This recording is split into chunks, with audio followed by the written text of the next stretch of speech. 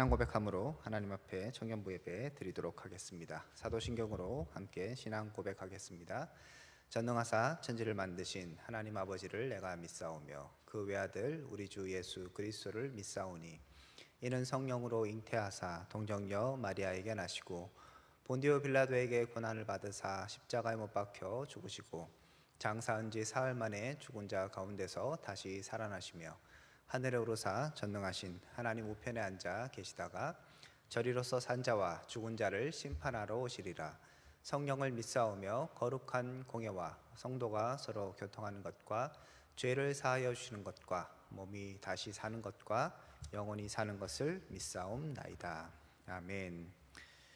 자, 오늘 함께 볼 말씀은 마태복음 18장 15절에서 20절입니다. 마태복음 18장 15절에서 20절입니다. 제가 15절부터 읽도록 하겠습니다.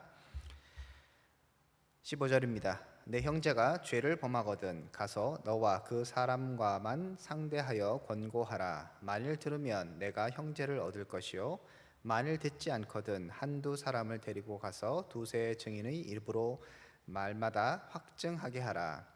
만일 그들의 말도 듣지 않거든 교회의 말하고 교회의 말도 듣지 않거든 이방인과 세리와 같이 여기라.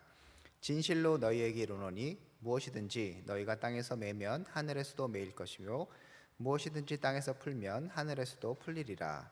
진실로 다시 너희에게 이르노니 너희 중에 두 사람이 땅에서 합심하여 무엇이든지 구하면 하늘에 계신 내 아버지께서 그들을 위하여 이루게 하시리라. 두세 사람이 내 이름으로 모인 곳에는 나도 그들 중에 있느니라. 아멘. 날씨가 갑자기 또 더워졌죠? 더운 날씨 속에서도 여러분들 건강을 잃지 않았으면 좋겠고 또 하나님 온전히 예배하는 마음들은 흐트러지지 않았으면 좋겠습니다.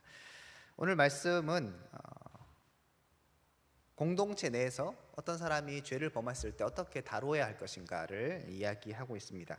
이 얘기의 시작을 여러분 한번 이렇게 생각을 해보면 제자들이 누가 큰가 서로 싸우고 있는 그 장면부터 시작하는 거예요. 제자들이 누가 큰가에 대해서 다투고 있었을 때 예수님께서 어린아이와 같이 되지 않으면 그죠? 천국에 들어갈 수 없다라고 말씀하시면서 이 작은 자가 천국에선 가장 큰 자다. 이 작은 자를 잃는 것은 하나님의 뜻이 아니다. 이 부분을 쭉 말씀하시는 과정 가운데서 오늘 이 얘기가 진행되고 있습니다. 그러니까 그 흐름을 여러분들이 이해하시면서 좀 보셨으면 좋겠어요. 예수님께서 단순하게 갑자기 형제가 죄를 범하거든 어떻게 해야 된다 그 얘기를 하는 게 아니라 지금 제자들의 마음 가운데 잘못된 생각, 내가 세상의 사람들과는 좀 다르게 살아야 함에도 불구하고 하나님의 백성으로서 그렇게 하지 못하고 어떻게 하면 큰 사람, 어떻게 하면 다른 사람 위에 있을 것인가, 누가 큰가 이런 거에 고민하고 있을 때 하나님의 나라, 하나님의 공동체, 하나님의 백성은 도대체 어떻게 사는 것이 합당한 모습인가를 예수님께서 하나하나 가르쳐 주고 계시는 거예요. 그런 과정들을 여러분들이 보시면서 생각하시면서 오늘 말씀을 봐야 합니다. 보면 15절 이렇게 시작하죠. 내 형제가 죄를 범하거든 이렇게 시작을 합니다. 그런데 여기서 이제 내 형제가 죄를 범하거든 할 때 다른 사본에서는 내 형제가 내게 죄를 범하거든 이라고 돼 있어요. 아마 전후 문맥을 봐도 아마 그렇고 이 죄는 공동체를 향해서 크게 공식적으로 죄였던 그런 죄라기보다는 개인적인 사이 가운데서 벌어진 어떤 사건이라고 볼 수 있을 것 같습니다. 어쨌든 간에 이렇게 형제가 너한테 죄를 범하거든 뭐 하라고 하는가 하면 여러 가지 옵션이 있겠죠. 죄를 범하면 여러분 어떻게 하시겠습니까? 조용히 손절한다. 그 다음에 아니면 이제 더 이상 말하지 않는다. 아니면 대판 가서 싸운다. 여러 가지 우리가 리액션이 있을 수 있잖아요. 하나님의 공동체, 하나님께서 원하시는 모습은 어떤 모습인가 얘기하는데 형제가 죄를 범하거든 너와 그 사람만 상대하여 권하라고 얘기합니다. 무슨 얘기인가 하면 어떤 사람이 나에게 죄를 지으면 문제를 발생시키면 그 사람에게 가서 조용히 처리하라는 거예요. 우리가 어떤 사람이 나에게 불합리한 혹은 잘못을 했을 때 어떤 마음이 듭니까? 다른 사람에게 얘기해서 얘가 나한테 이렇게 했다, 열받는다, 짜증난다, 동의를 구하기도 하고 나의 억울함을 다른 사람에게 얘기하는 것이 사실은 우리의 마음이잖아요. 정말 짜증나 죽겠다, 화난다, 그런데 예수님께서는 그렇게 하지 말라고 얘기하는 거죠. 너와 그 사람과만 상대하여 권고하라라고 얘기합니다. 일단은 다른 사람들이 모르게 찾아가서 권하고 권면하라고 얘기합니다. 만일 들으면 내가 내 형제를 얻을 것이요 라고 얘기하죠. 그래서 만일 그 사람이 내가 미안하다 잘못했다 라고 얘기하면, 그러면 그 사람과 다시 형제가 될 수 있는 겁니다. 그런데 이제 문제는 그렇게 하지 않는 경우가 있다고 얘기합니다. 만일 듣지 않거든, 16절입니다. 한두 사람을 데리고 가서 두세 증인의 입으로 말마다 확증하게 하라라고 얘기합니다.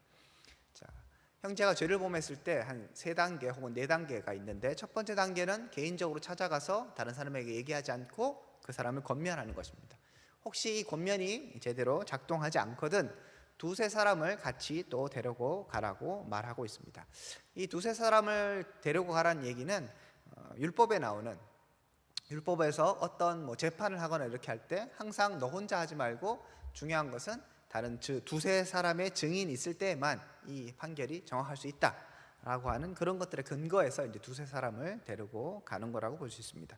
여기에서도 어쨌든 간에 일단은 다른 많은 사람들에게 알려서 공론화하는 것은 최대한 늦추라는 거예요. 두세 사람을 데리고 가서 다시 한번 권면하라고 얘기하고 있습니다. 자, 그런데 또 문제가 발생해서 여전히 말을 듣지 않거든 17절 어떻게 해야 됩니까? 그때 가서야 교회에 말해야 된다 얘기하는 것이죠. 그러니까 처음부터 공론화를 시키거나 다른 사람에게 떠벌리지 말고 그 사람과만 얘기를 하고 그 사람에게만 권면하고, 이렇게 성경이 이야기하고 있습니다. 자, 그런데 17절에 보면 교회의 말도 듣지 않거든 이방인과 세리와 같이 여기라라고 얘기합니다. 자, 이방인과 같이 세리와 같이 여긴다는 얘기는 무슨 얘기겠습니까? 더 이상 너는 나의 형제가 아니다. 어떻게 보면 하나님의 공동체 가운데서 더 이상 공동체 이론으로 받아들이지 않는 그런 지금 결정을 하라라고 얘기하는 것이죠. 자, 여기까지 보면 어떤 사람이 범죄했어요. 근데 권면했는데 안 들었어요. 그러면 또 권면하고, 또 안 들으면 또 권면했는데 안 들으면 내쳐라, 이런 의미로 받아들여질 수 있는데, 뒤에 얘기를 점점 계속적으로 읽어보면 단순하게 그렇게 말을 안 들으면 이렇게 해야 되고, 말을 안 들으면 이렇게 해야 되고, 이렇게 해야 된다, 그 얘기가 아니라 우리가 앞에서 계속 보잖아요. 작은 사람 소자 하나를 잃는 것은 하나님의 뜻이 아니라고 얘기했죠. 자, 그러면 형제에게 계속적으로 권면을 해요. 왜 권면해야 되는 거예요? 그냥 우리 서로 사이좋게 지내면 좋지, 그렇기 때문에 권면하는 것입니까? 아니요. 앞에서 봤던 것처럼 하나님께서 원하시는 것은 작은 자 한 사람이라도 절대 잃어버리는 것을 원치 않는다고 말씀하셨잖아요. 그렇기 때문에 형제가 나에게 범죄하더라도 가서 권면하라는 거예요. 어떻게 보면 내가 피해자잖아요. 나한테 죄를 범했잖아요. 그러면 그 사람이 뉘우치고 나에게 찾아와서 용서를 구하는 게 사실 맞죠. 그런데 피해를 당한 내가 먼저 찾아가라고 얘기하는 거예요. 다른 사람도 알리지 말고. 그렇게 해서 계속적으로 권면하라고 얘기하는 것이죠. 이렇게 권면해야 되는 이유는 다른 것이 아니라 그냥 이 탓이면서, 아니면 내가 그냥 더 젠틀하기 때문에 그런 것이 아니라, 작은 자 하나를 잃는 것은 하나님의 뜻이 아니기 때문에 찾아가라고 얘기하시는 거예요. 자, 그런 맥락에서 본다면 그 사람이 말을 정말 안 들으면 이방인과 같이 세리와 같이 여기라고 하는데, 이것은 최후의 수단이긴 하지만 오늘 본문에서 원래 의도가 그러면 이방인과 같이 세리와 같이 그렇게 생각하라는 것이 원래 의도가 아닌 거죠. 왜냐하면 한 사람도 잃어버리는 것은 하나님의 뜻이 아니기 때문에. 그러면 우리의 초점은 어디에 가 있어야 합니까? 계속 권면하고 그 사람이 돌아오기를 기대하는 그 마음이 중요하다는 것이죠. 물론 결국에 가서 안 되면 이방인과 같이 세리와 같이 생각해야 되겠지만, 우리가 계속적으로 권면하고 그리고 애쓰고 힘써서 그 사람을 잃어버리지 않도록 하는 것, 이것이 사실 원래 예수님께서 지금 원하고 계시는 그러한 뜻이라고 볼 수 있습니다. 자, 그런 의미에서 18절에서 이렇게 얘기합니다. 진실로 너희에게 이르노니 무엇이든지 너희가 땅에서 매면 하늘에서도 매일 것이요 무엇이든지 땅에서 풀면 하늘에서도 풀리리라 라고 얘기합니다. 이 말씀은 앞에서 교회에 대해서 얘기했던, 베드로의 주는 그리스도시요 살아계신 하나님의 아들입니다 했을 때 내가 반석 위에 교회를 세우겠다고 얘기하면서 하늘에서 매면 땅에서 매면 하늘에서 매이고 땅에서 풀면 하늘에서 풀리다라는 이 말씀과 연관되어 있고 반복이라고 볼 수 있겠죠. 그런데 이 얘기를 또 여기서 하세요. 형제의 죄를 다루는 그 문제에 있어서 땅에서 매면 하늘에서도 매이고 땅에서 풀면 하늘에서도 풀리리라고 얘기하고 있습니다. 자, 이것은 공동체 권위를 얘기하는 거예요. 공동체가 땅에서 어떤 결정을 하면 그 결정을 존중하여서 하늘에서 그 결정을 따라서 하신다는 거죠. 그렇기 때문에 이 형제가 이방인이다, 세리다라고 생각하면 함부로 얘기할 게 아니라는 거죠. 하늘에 정말 그렇게 연결이 되면 이 사람은 정말 공동체에서 쫓겨나는, 공동체의 일원으로서 전혀 인정을 받지 못하는 사람이 되겠죠. 그래서 굉장히 조심해서 이 권위를 사용해야 되는 것을 우리 성경을 통해서 확인할 수 있습니다. 전후 문맥을 통해서 보면 그냥 이 사람이 범죄했다, 찍어버려라, 없애버려라, 범죄한 사람은 다 쫓아버려라, 이 얘기를 하고 있는 것이 아니라 어떻게 하면 그 사람을 공동체의 일원으로 계속적으로 유지시킬 수 있을까를 고민하라는 사실 그 의도입니다. 그래서 19절에 보면 다시 너희에게 이르노니 너희 중에 두세 사람이 땅에서 합심하여 무엇이든지 구하면 하늘에 계신 내 아버지께서 그들을 위하여 이루겠다라고 말씀하십니다. 자, 땅에서 구하면 아버지께서 이루시겠다고 얘기했죠. 땅에서 묶으면 땅에서도 묶이고 땅에서 풀면 하늘에서 풀리죠. 그래서 이 땅에 있는 하나님의 백성, 하나님의 공동체가 하나님 앞에 간구하면 하나님께서 그 기도를 들어주신다고 얘기해요. 근데 문맥으로 보면 이 기도의 내용은 뭡니까? 형제가 돌아오는 거예요. 뭐 예를 들면 이런 것이죠. 형제가 나에게 죄를 범했어요. 그랬을 때 마음 가운데 하나님이 형제가 죄를 범했습니다, 이 사람이 회개하게 하여 주십시오라고 기도하는 거죠. 땅에서 메고 있는 거예요. 땅에서 풀고 있는 거예요. 그렇게 했을 때 하나님께서 들어주신다고 얘기하는 것이죠. 두세 사람이 모이면 하나님께서 그 목소리를 들으신다고 말씀해 주셨습니다. 20절에서도 두세 사람이 내 이름으로 모인 곳에 나도 그들 중에 있다고 얘기합니다. 자, 이렇게 하나님께서 함께하고 계시고 너희의 기도를 듣고 계시기 때문에 너희는 형제를 잃어버리지 않기 위해서 끊임없이 애쓰라고 얘기하는 것이죠. 형제가 돌아오기를 원하면서 기도하면서 하나님께 간구할 때 하나님께서 그 기도를 들어주실 것이니까 형제가 죄를 범하면 에이 나쁜 놈 모르겠다, 그냥 손절하자, 이렇게 하지 말라고 이야기하는 것입니다. 그러니까 정리하면 이렇습니다. 오늘 3번에 걸쳐서 혹은 4번에 걸쳐서 단계를 걸쳐서 어떤 사람이 죄를 범하거든 너희가 이렇게 해라. 처음엔 개인으로 찾아가고 두세 사람이 찾아가고 교회 전체 얘기해서 교회가 전체에 공평하게 하고 정이 말을 듣지 않거든 이방인과 세리와 같이 완전히 다른 사람으로, 형제가 아닌 사람으로 생각하라고 얘기를 하는데, 이런 절차가 있지만 절차가 주어진 이유는 그 사람을 그렇게 내버리고 이 사람을 쫓아내기 위해서 이 절차를 잘 지켜라라고 하는 게 아니라는 것이죠. 율법을 왜 주신 겁니까? 율법의 의도는 정죄하는 것이지만 그렇게 해서 정죄해서 나쁜 놈, 안 되는 놈 이렇게 하는 것이 아니라 하나님은 더 사랑하고 더 다른 사람들에게 긍휼을 베풀라고 율법을 주신 거예요. 근데 이방인 바리새인과 서기관들이 율법의 정신들을 제대로 이해하지 못하고, 율법의 정신은 사랑인데 그것들을 이해하지 못하고 계속적으로 정죄하는 데 썼지 않습니까? 오늘 말씀도 동일한 것입니다. 우리가 이 말씀을 듣고 말씀 딱 들으면서 그래 나한테 잘못한 놈 누군가 생각나는데 이 놈을 어떻게 할까, 빨리 문자로 카톡 하나 날리고 개인적으로 이제 하는 거예요. 야 너 이거 잘못했잖아. 그 다음에 안 듣네, 잘 됐다. 이제 두세 사람이 해서 두세 사람 카톡 날리고, 그 다음에 안 되네, 이제 교회 얘기하고 뭐 이렇게 해서 그래 돌아오지 말아라, 내가 너를 이방인과 세리와 같이 생각하겠다, 이렇게 하라고 지금 이 단계를 주신 게 아니라는 것이죠. 결국은 무엇입니까? 핵심은 하나님의 나라 공동체는 그 한 사람을 잃어버리지 않기 위해서 너희가 끊임없이 애쓰고 힘써야 되고, 그렇기 때문에 두세 사람이 땅에서 합심하여 무엇인지 구하면 하늘에서 들어주겠다고 얘기하시고 이루겠다고 약속하시면서 기도해라. 그 한 영혼을 계속적으로 찾고 그 한 영혼을 향한 그 마음들을 놓치지 말라고 얘기하시는 겁니다. 물론 다시 한번 말씀드리지만 마지막에 가서 정말 하나님의 사람이 아닌 사람은 무조건 억지로 다 끌고 가야 된다는 얘기는 아니에요. 듣지 않으면 세리와 같이 이방인같이 생각하라고 얘기했기 때문에 그런 선 분명히 있긴 하지만 강조점은 그렇게 사람을 쫓아내라는 것에 강조점이 있는 것이 아니라 형제를 돌아보고 그 사람을 하나님의 백성으로 데리고 오는 것, 이것이 중요한 특징이라고 오늘 본문에서 얘기하는 것이라고 생각할 수 있겠습니다.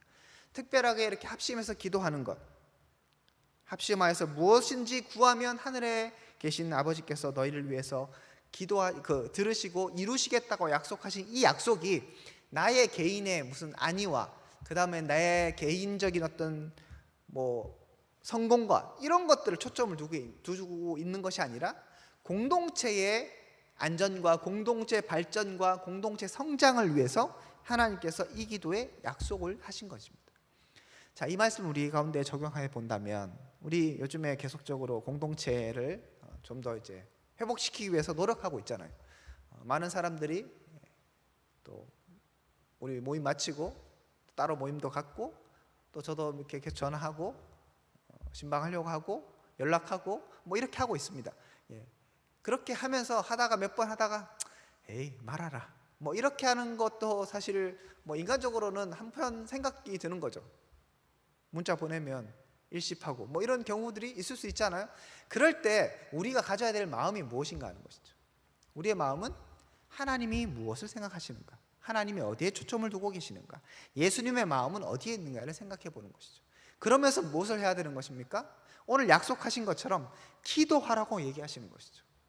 두세 사람이 모여서 정말 그 영혼이 돌아오기를 기도해라. 그러면 들어주신다고 약속하시잖아요. 내 이름으로 모인 곳에는 나도 그들 중에 있다고 말씀하시면서 너희들이 무엇인지 구하면 내가 듣겠다고 말씀하셨던 그 하나님의 약속의 말씀을 의지하고 우리가 해야 되는 것은 더 기도하는 것입니다.